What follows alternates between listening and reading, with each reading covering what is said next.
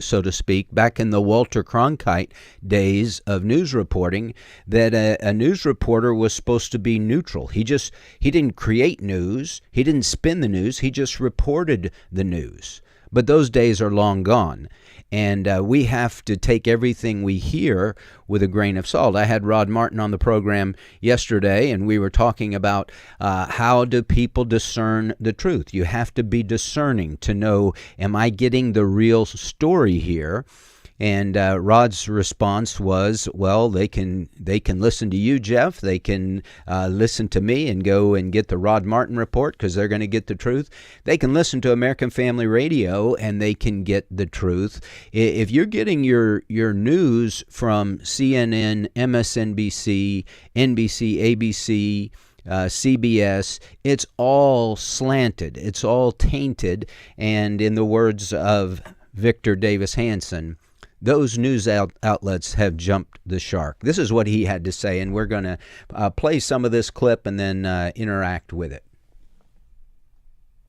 I've been critical of media, as many of you are, but recently it's jumped the proverbial shark. In other words, it's gotten so outrageous, it's almost incomprehensible, unfathomable. Elon Musk, according to the Media Research Center, has had 96% unfavorable coverage in our American media. What did he do that was so wrong? He rescued astronauts who were stranded in space. Tesla has revolutionized the electric vehicle industry. Social media is open and free due to his acquisition of X. Starlink has more satellites, that private entity that he created. It has more satellites than the governments of the United States, all of the EU countries, and China combined. It is the world's methodology of accessing high-speed internet from remote places or anywhere. So what has he done wrong? If you look at the media coverage of Abrego Garcia, the deported illegal alien who beat his spouse, and by the way, there's new information even today coming out about the violence which he inflicted on his wife. He dragged her out of a car. He hit her in the face repeatedly. She was afraid he was going to kill her.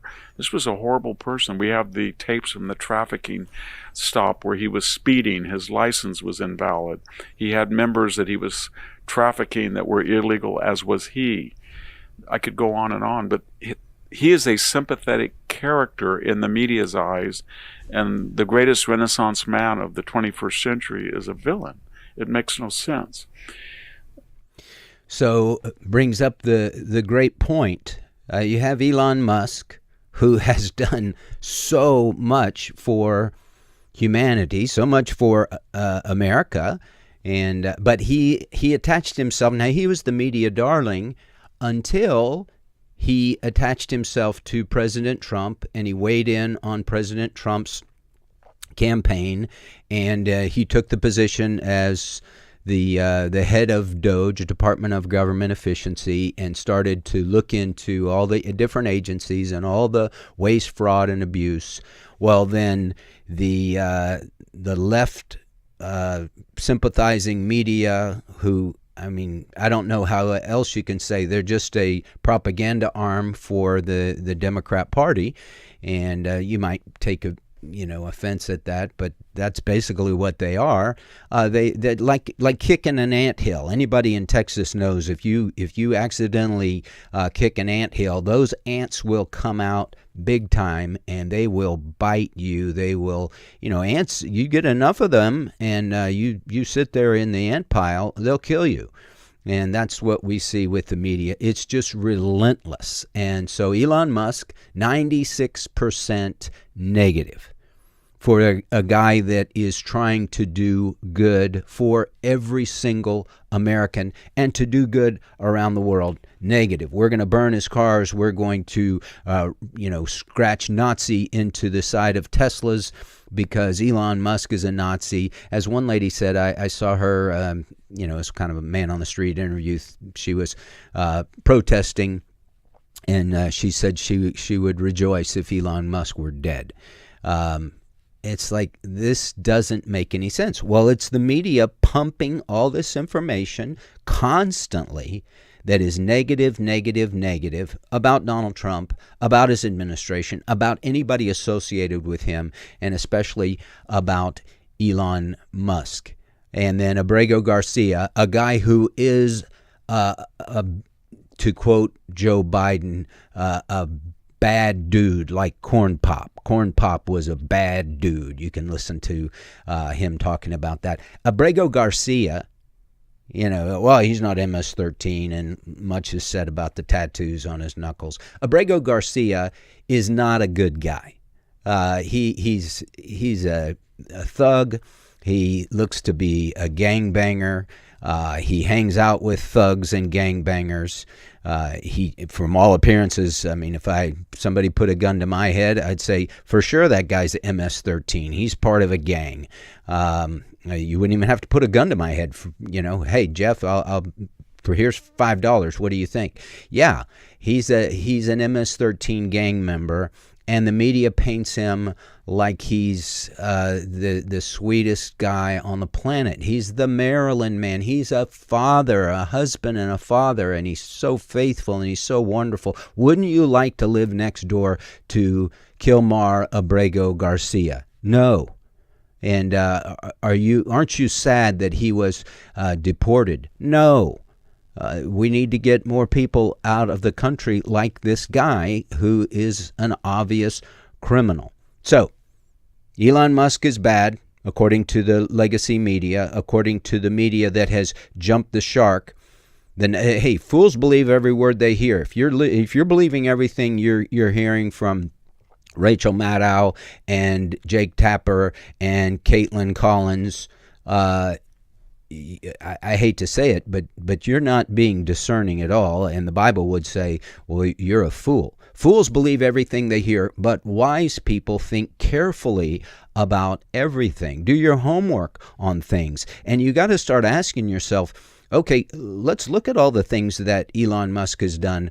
Why is he so vilified?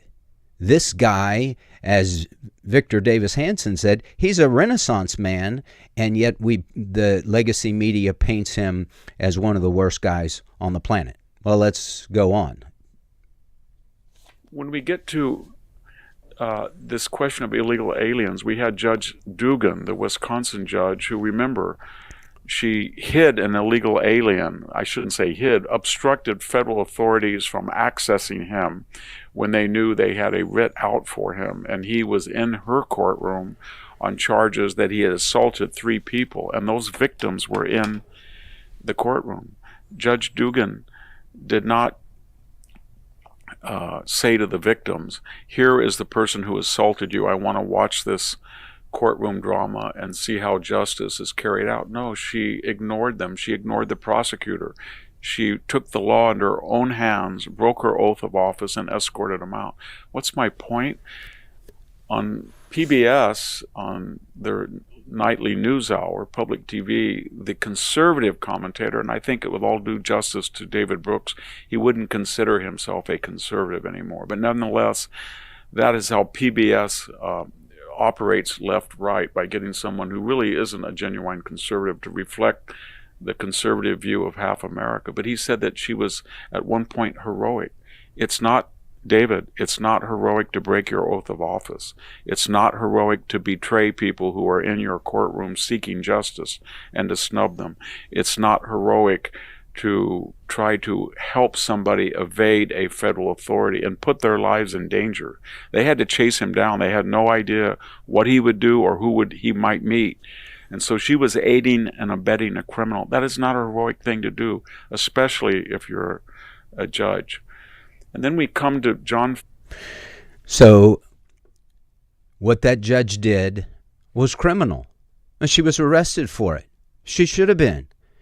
But how do we hear about that on CNN, PBS, MSNBC, all these different Democratic news outlets, these left sympathizing news outlets?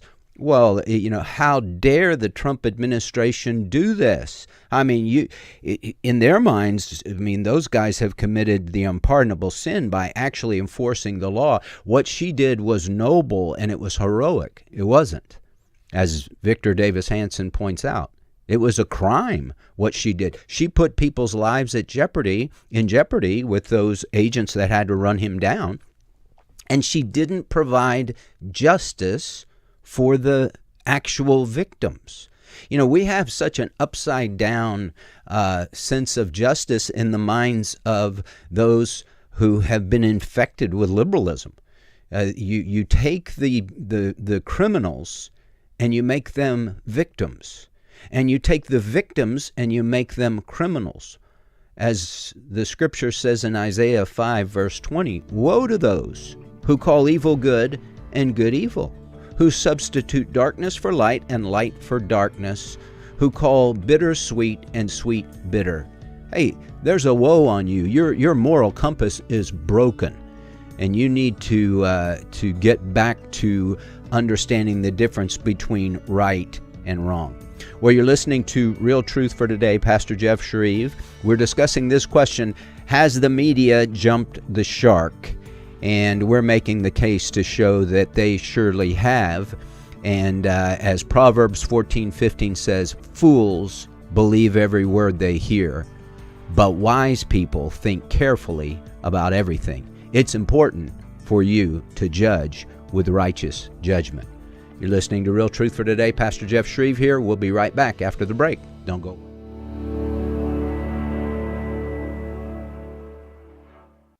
Let's see, if something costs less, a lot less, but people are actually happier with it, that sounds like something to look into, and that's MediShare. Maybe you've heard joining MediShare can save you or your family up to $500 a month, and that's huge, but it's also true. People are just happier with it. They love being part of something that reflects and promotes their values and what they believe in. MediShare works, too. It's been around for 30 years now, and members have shared more than $7 billion of each other's bills. People love having telehealth and a huge nationwide PPO network, so yeah, really, you can save a ton and like it better. Imagine being happy with how you're taking care of your health care, whether you're self-employed or part of the gig economy, or you just want a plan that you're happy with. Here you go. You can call right now and get a price within 2 minutes, a very, very smart use of 2 minutes. Here's the number you need. It's 833-44-BIBLE. That's 833-44-BIBLE, 833-44-BIBLE. We don't have to be like the 10 that said it can't be done, it's too big, the giants are too big. We need to be like Joshua and Caleb and say, you know what, there are giants. This is a massive problem. When you have a nation that is ignorant of the principles that produce a free society, start where you can. It's the only way I know. It's a little bit at a time. Join Walker Wildman and Rick Green as they tackle today's issues from a biblical and a constitutional perspective.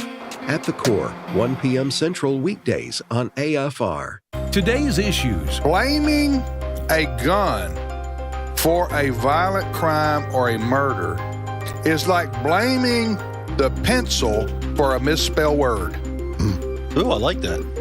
That would be like a student who he does terrible on spelling, and he says, well, We've had a rash of pencil-oriented mistakes. Misspelled words. Today's issues. Weekday mornings at 11 Eastern, 10 Central on American Family Radio. What does the future hold for American education? On the next AFA at Home, host Walker Wildman and his guests will provide answers. Before we start talking solutions, we want to give a little context and history just to tell you how we got to where we are today. When you remove the Bible out of schools, when you remove any mention of faith from the history classes, well, you've created now a generation of individuals that, frankly, I think they're going to be very shocked by hearing a lot of the conversation today because that wasn't in their history class. The Lord was talking to parents. He wasn't talking to government. Children belong to their parents. They do not belong to the government. There's either going to be the DEI, woke, Marxism, or you're going to go back to religion, morality, and knowledge. Don't miss Episode 7 of AFA at Home, premiering May 15th at 6 p.m. Central on AFA Stream. It's free for 1 week, so mark your calendar and sign up for your free Stream account today. Stop by stream.afa.net. stream.afa.net. This is Real Truth for Today. Podcasts of the program are available on the podcast page at afr.net. Now, back to Pastor Jeff Schreve. Welcome back to the program. Let me ask you, are you concerned about the future of education in America? Well, tonight, American Family Association at Home is releasing episode 7 titled The Future of Education in America. So what is AFA at Home? It's a video series produced by American Family Association and hosted by Walker Wildman, and the series addresses the cultural and spiritual issues facing America from the perspective of leading Christian voices. The issues discussed include evangelism, discipleship, marriage and family, morality, sanctity of human life, stewardship, and religious liberty.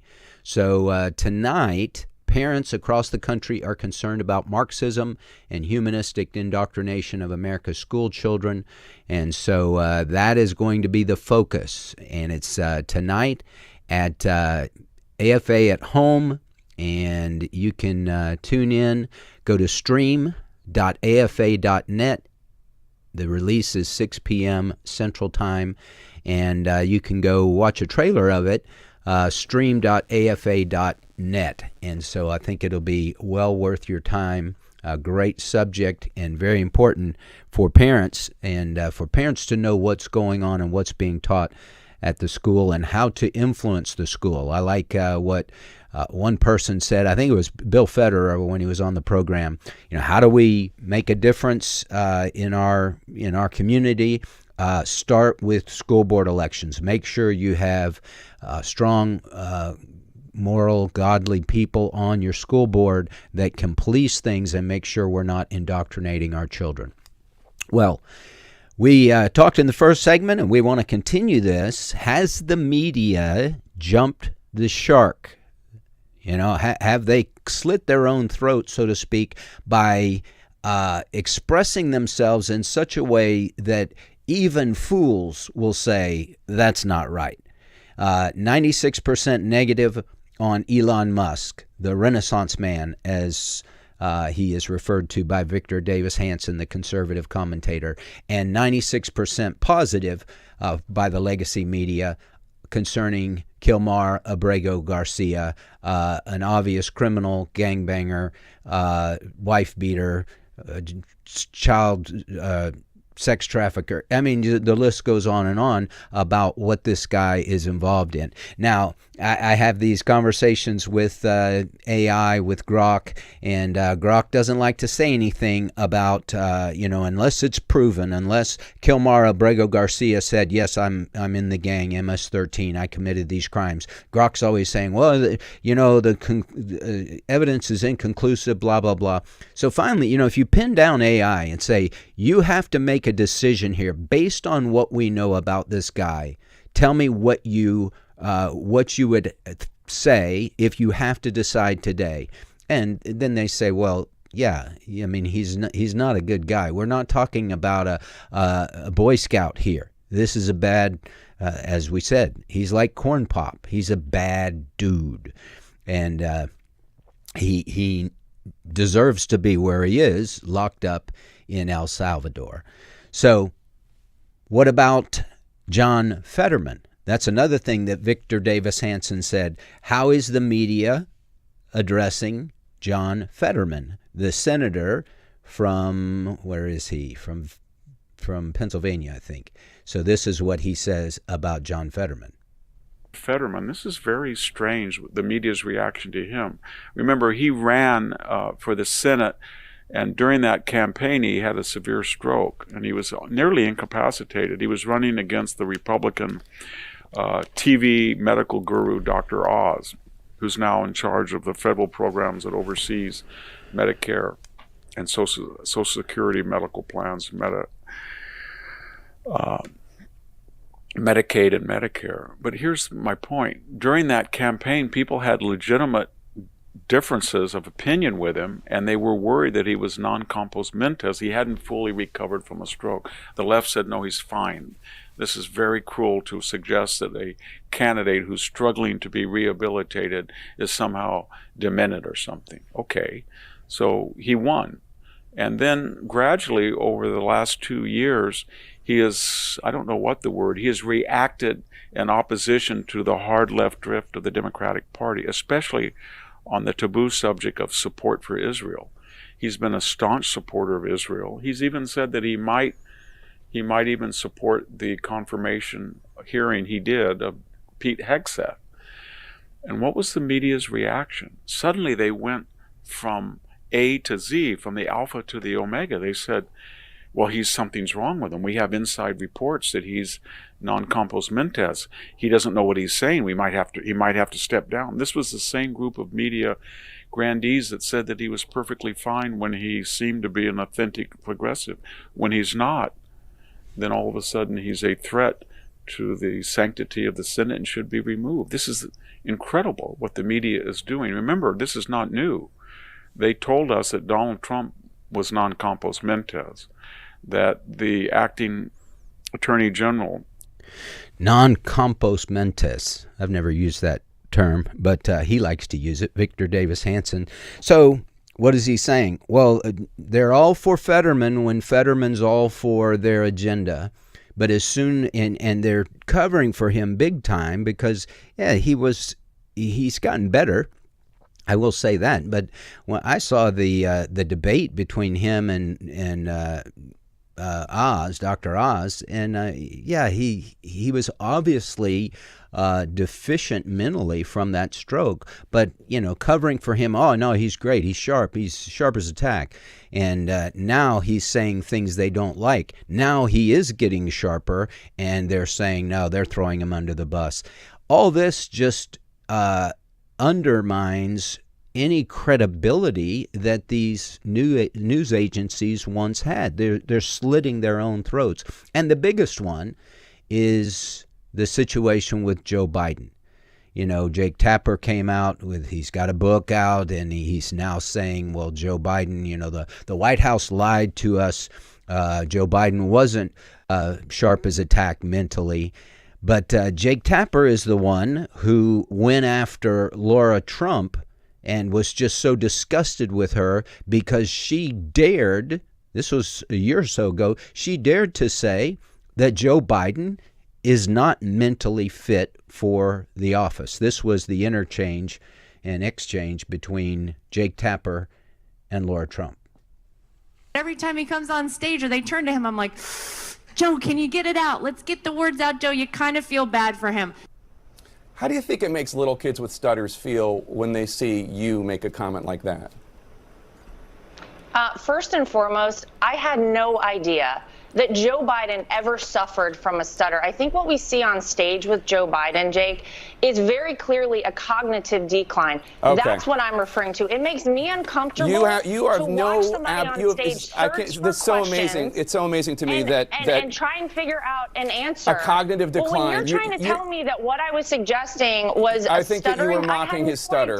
Yeah, I think you were mocking his stutter, and I think you have absolutely no standing to diagnose somebody's cognitive decline. I would think that somebody in the Trump family would be more sensitive to people who do not have medical licenses diagnosing politicians from afar. Plenty of people have diagnosed your father from afar, and I'm sure it offends you. Your father-in-law from afar. I'm sure it offends you. You don't have any standing to say. I'm not diagnosing him. What I'm saying, Jake, you just talked is about that a cognitive decline. That Joe Biden I have is one last question for you, Laura. You can't times on stage, and it's very concerning to a lot of people that this could be the leader of the free world. Okay. That is all I'm saying. I genuinely feel sorry for Joe Biden. I appreciate it. I'm sure. So very dismissive. How dare you? Anybody with half a brain and 2 eyes and 2 ears knew that Joe Biden was in cognitive decline. The guy was in politics for 50 years or something like that. And the Joe Biden who was 40, 50, 60 years old could speak, and he could speak well, and he could remember things. And the Joe Biden that was president for 4 years, he's a shell of his former self. It was embarrassing. So now, a year or so later, Jake Tapper comes out, writes in his book about the cognitive decline of Joe Biden. I guess he got a medical degree between that conversation with Laura Trump and now, because he says you can't diagnose anybody unless you have a medical degree, which is ridiculous. I mean, you can hear somebody and tell this guy's not all there. Well, this is what Jake Tapper had to say now concerning Joe Biden? I think some of the criticism is fair, to be honest, of me. Certainly, I'm not going to speak for anybody else. But knowing then what I know now, I look back at my coverage during the Biden years, and I did cover some of these issues, but not enough. I look back on it with humility. Look, what we learned through our reporting is that starting in around 2019, 2020, there were two Bidens. There was a Biden that was perfectly workable, serviceable, seemed fine. And then there was a non-functioning one that couldn't come up with names of top aides, that would lose his train of thought to an alarming degree. And that non-functioning Biden reared his head increasingly over and over. It really seemed to exacerbate and get much worse in 2023, 2024. All right, so he has to admit, yeah, okay, well, and this idea that there were two Joe Bidens, I didn't see that at all. There was just one Joe Biden, and he was Joe Biden in cognitive decline. You still may remember the Joe Scarborough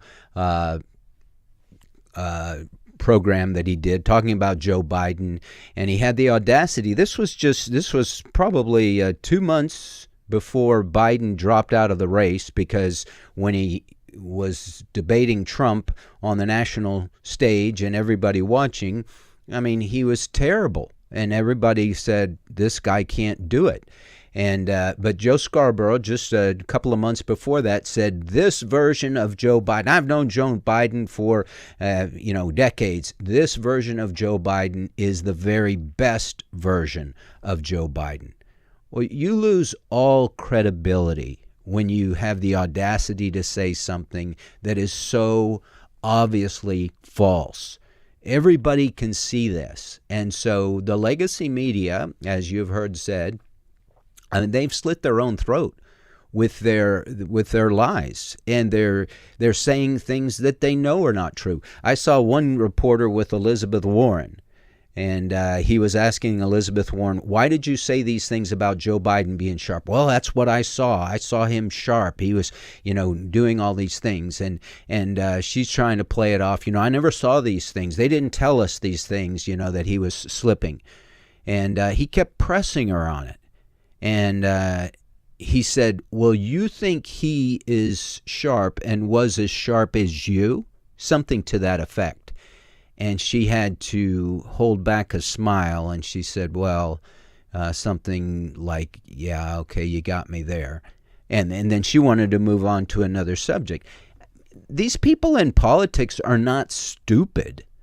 I mean, they can add up 2 + 2. They have an agenda, obviously. The people in the legacy media have an agenda.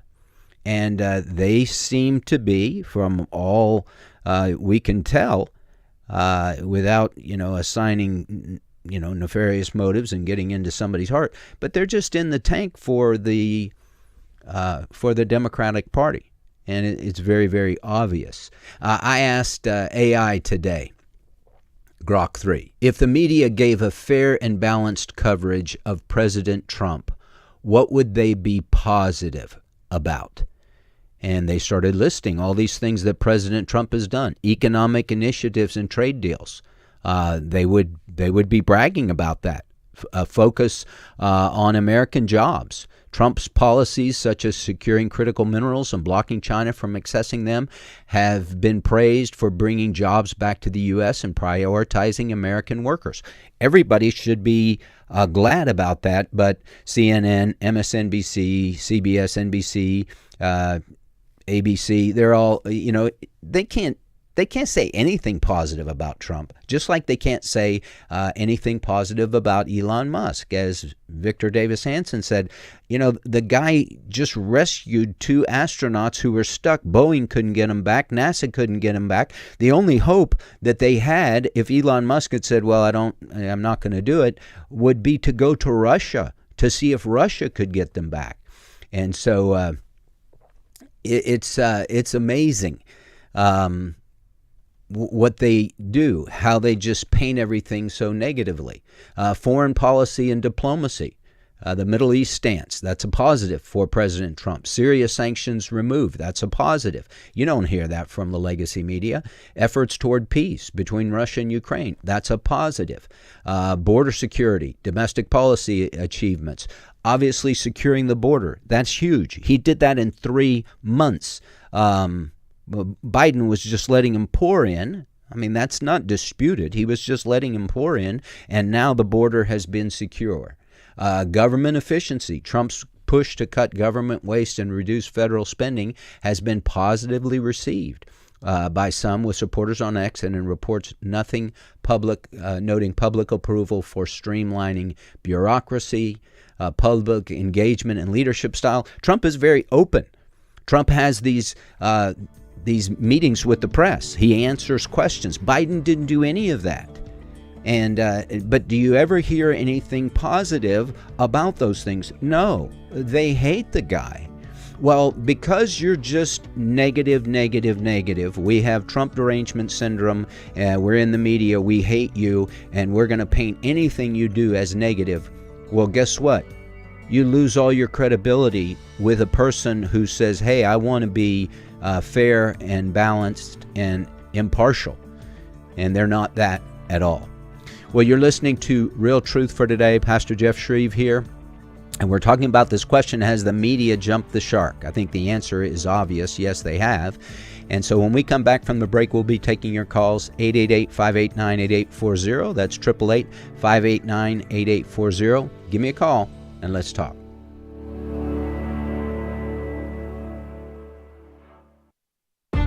If we lose this cultural war, we're going to have a hedonistic, humanistic society. Discover the story of the culture warrior Don Wildman and how he went head-to-head with Hollywood, Playboy, the homosexual agenda, and the Disney empire. The movement Don started paved the way for Christians to boldly stand for truth and righteousness in a hostile culture. Watch Culture Warrior today for free. Visit culturewarrior.movie. Thoughts of the child you were carrying keep pouring over in your mind.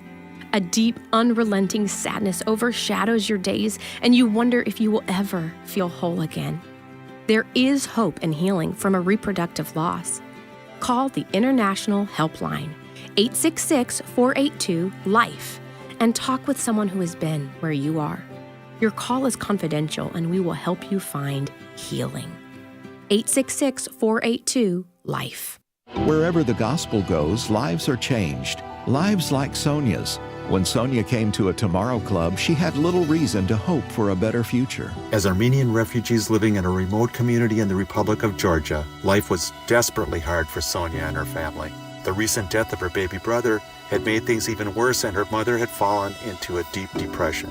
At the club, Sonia heard the gospel and her faith began to grow as she attended weekly club meetings. Soon, a small church grew out of the Tomorrow Club, and Sonia prayed her mother would come to the church. Sonia's prayers were answered. Her mother came, surrendered her life to Christ, recovered from her depression, was baptized, and now leads the Tomorrow Club where her daughter found Christ. Partnering with local churches, Tomorrow Clubs help kids and teens in forsaken places learn to follow Jesus through long-term discipleship.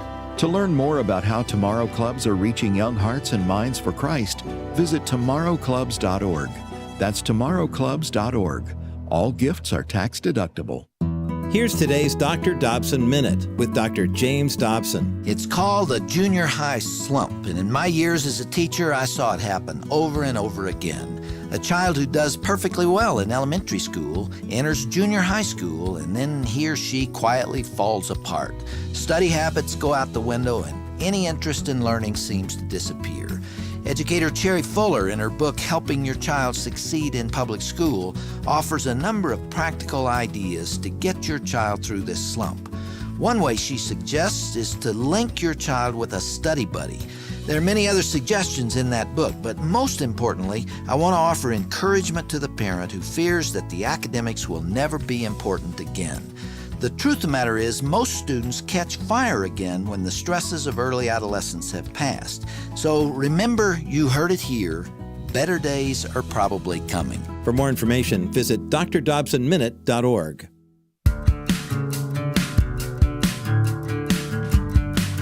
If you'd like to contact Pastor Jeff, email pastorjeff at FromHisHeart.org. Now, back to Real Truth for Today with Pastor Jeff Schreve. Welcome back to the program. Pastor Jeff here. We're talking about the media, the legacy media, all the CNN, MSNBC, ABC, NBC, CBS, PBS.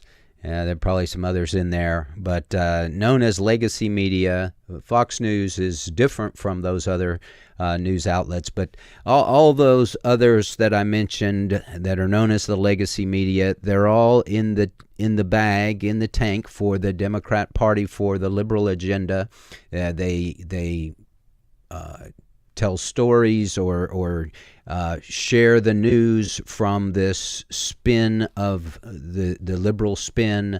They're the ones ready to jump on the Jussie Smollett. Well, Jussie Smollett says that he was, at 2 o'clock in the morning in downtown Chicago, he was accosted by two MAGA people who put a rope around his neck and poured bleach on it. I mean, it's just ridiculous. And they all were ready to believe that. I saw a Twitter post that somebody posted from Kamala Harris, and she was, I love Jussie Smollett. This is horrible. This racism has to stop. I mean, she just believed his lie.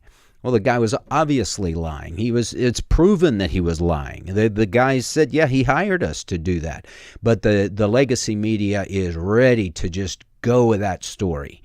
Because it fits their narrative.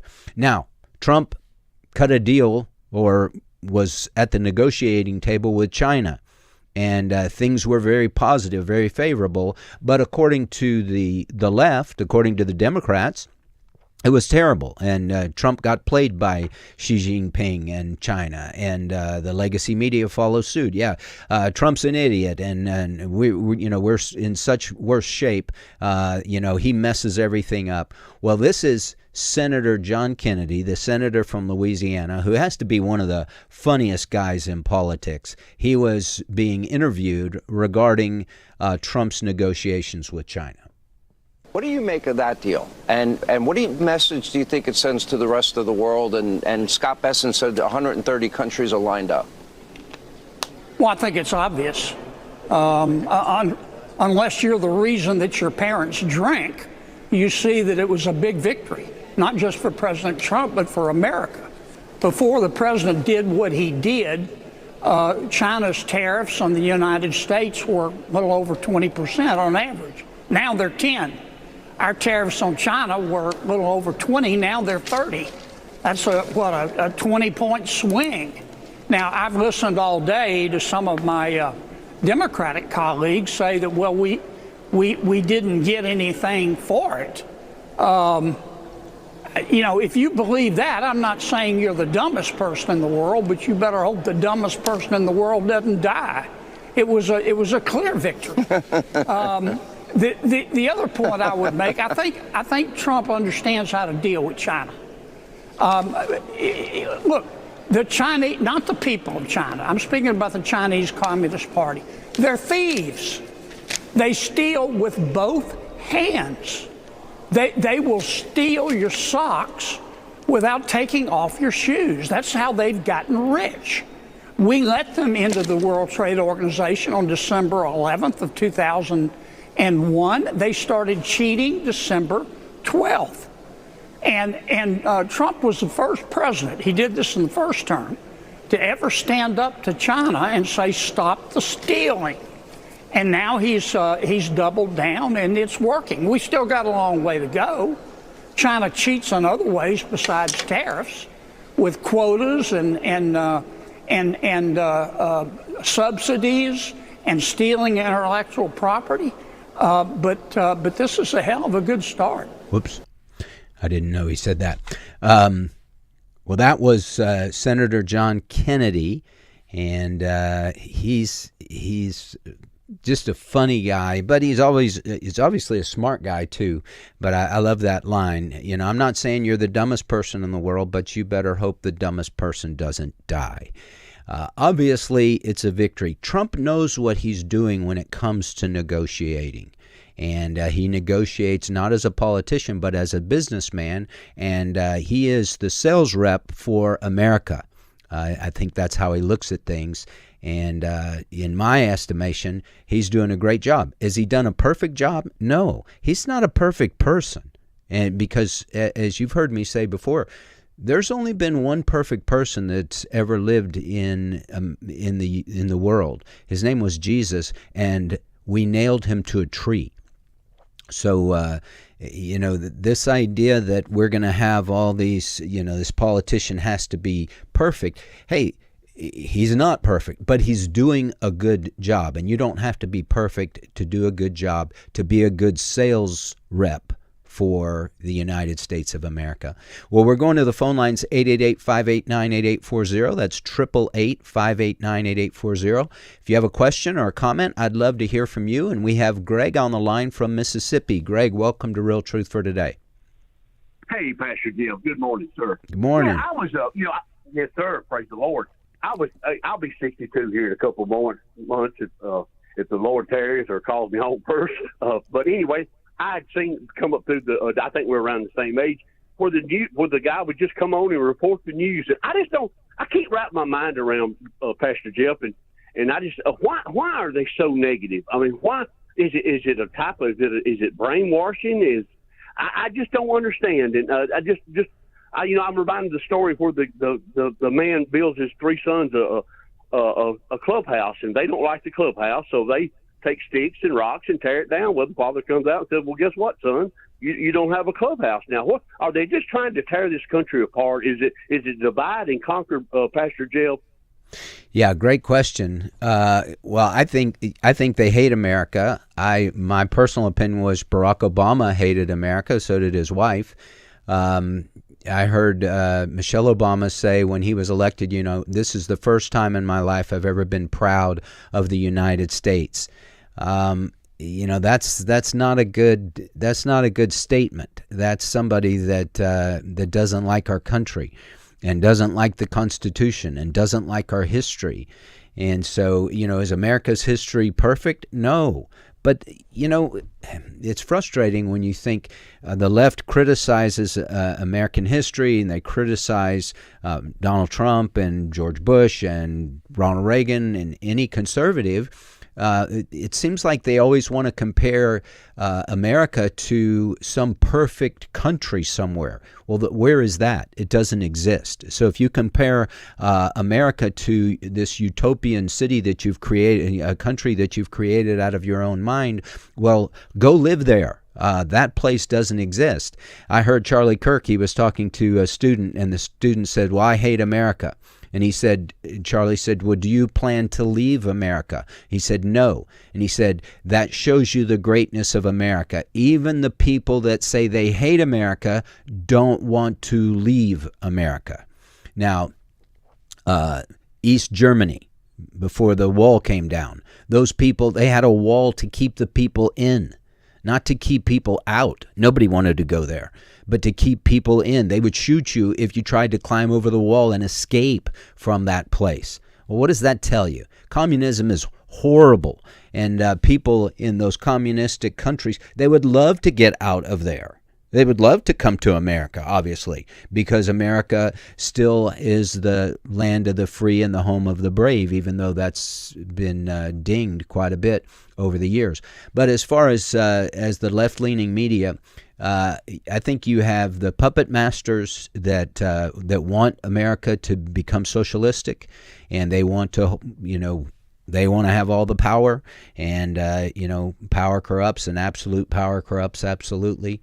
I think you have some of these minions in the media that can just be paid off. They're just mercenaries, and so whoever's going to pay me the most money, I'll do whatever you want me to do. Here, write my text for me, my copy. I'll just read it on the air, and it's almost like they're soulless. I think it was Ann Coulter that wrote the book Godless, and she was talking about the left. They have just given themselves over to this ideology that will destroy our country. America was not founded on those things. It was founded on religious freedom, and it was founded on you make your own way. We are the land of opportunity, and we're able to pursue happiness, but you have to. Nobody's going to hand it to you. You have to do it yourself. And so it's a place where, as Dinesh D'Souza says, you can come into America, and if you work hard, you can earn your way, and you can make something out of your life. You know, in India, you're stuck in a caste. You can't get out of there. But America is the land of opportunity. And so it's sad, but it's also demonic. And the devil is at work. And people that try and divorce, that's spiritual, that doesn't have anything to do with it. That has everything to do with it. The devil is the prince of the power of the air. The whole world, 1 John 5:19, lies in the power of the evil one.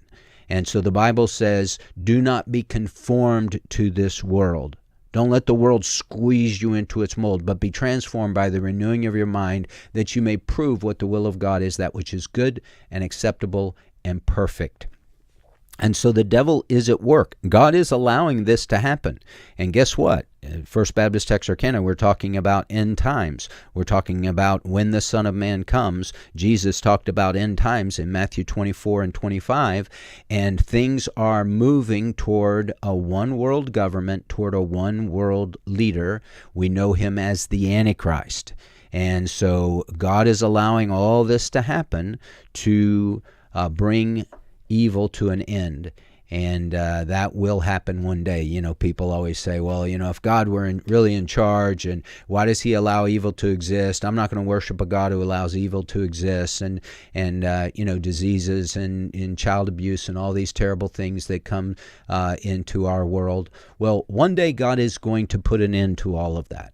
You read Revelation chapter 21 and 22, and guess what? There's no more sin. There's no more disease. There's no death. There's no mourning or crying or pain. The first things have passed away. And so God doesn't do it immediately. He's doing it over time. And here's the thing that is amazing.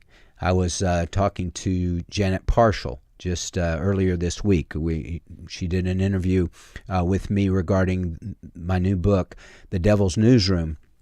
And I said, during the millennial kingdom, the 1,000-year reign of Jesus Christ on the earth, it's a time of heaven on earth. We pray, your kingdom come, your will be done on earth as it is in heaven. Well, that takes place during the 1,000-year reign, the millennial reign of the Lord Jesus Christ. And there is no death, there is no sickness and the things that we experience now. It goes back to the Garden of Eden days. And people are born during the millennial kingdom. And people, even though you can see Jesus, you still have to put your faith and trust in Jesus. And over a 1,000-year period, there's no more pain in childbirth. The curse is taken away from the earth. The desert blooms like a rose. The knowledge of the Lord covers the earth as the waters cover the sea. The lion lays down with the lamb. The little child plays at the den of the cobra. And the Lord says, they will not hurt in all my holy mountain. And so it's just a wonderful time. And at the end of that time period, the devil is incarcerated during those 1,000 years. He's put into the bottomless pit. But at the end of the 1,000 years, the Lord releases the devil from his prison. And he goes about and he draws to himself rebels like the sand that is on the seashore.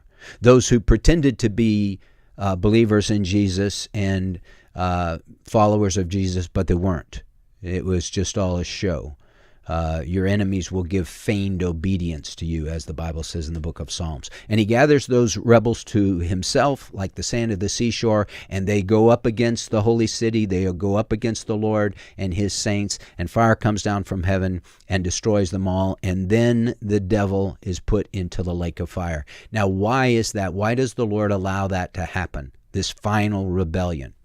It's to show man once and for all and forever that there is something inside of man, the heart of sin, that says, I do not want this man, speaking of Jesus, to reign over me. I want to be my own boss. I want to do what I want to do. And that's really the heart of sin. That's what Eve and Adam did. They said, I want to be in charge. I want to make my own decisions. I want to be captain of my own ship.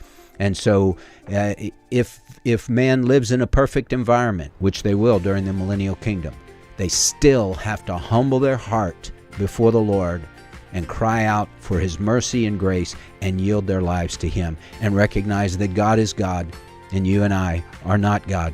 We need God and we need him every day. And the good news is he's available to us and he wants us to abide in him. Well, thanks for listening to Real Truth for today. Has the media jumped the shark? Yes, they have. But that's okay. We can be discerning. We can get our news from trusted, reliable sources, and we can know the truth and walk in the truth. Well, tune in tonight, 6 o'clock Central Time, for AFA at Home as we talk about the education system. God bless you. Have a great day.